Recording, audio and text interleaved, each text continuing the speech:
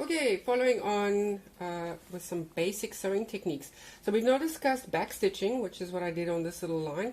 I'm going to demonstrate it again. So I'm going to start on the little black line that I made.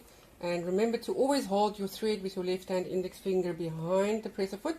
And I'm using my thumb to stabilize in the front, so 2-3 stitches backwards. And you just want to then keep your eye on the little mark on your presser foot. When I get to the end of the blue line, I'm going to again do the reverse, and that was my back stitch. Now, if I wanted to sew around a corner, if I wanted to connect, say, 2 lines like that and sew a rectangle, it wouldn't be a good idea for us always to stop, start, and then do another line this way, and then, because you'll see, we'll wind up with all these unnecessary threads. So I'm a stickler for sewing, and as I go, cutting off the threads. So the next technique I'm going to show you will allow us to sew around a corner without having to stop and start and doing this whole thing every time.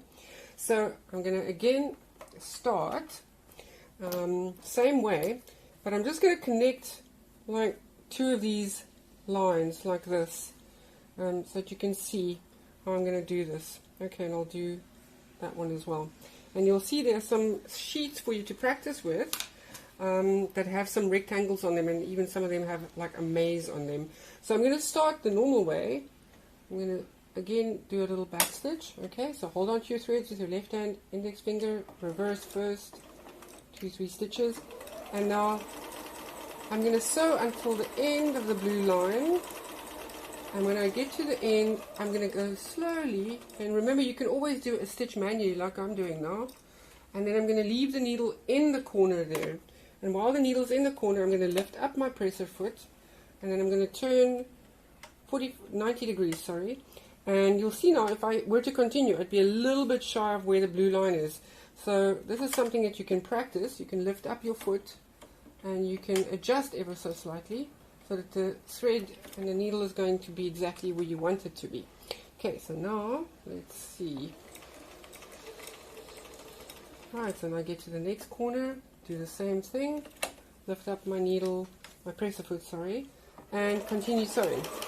Basically, this is called pivoting, and this is something we use a lot in sewing. We do it so often, because you'll oftentimes see, the shapes of things and joins are going to be rectangles, okay, and oftentimes even if you sew curved seams, you will stop and start, and you'll kind of use your needle as a placeholder.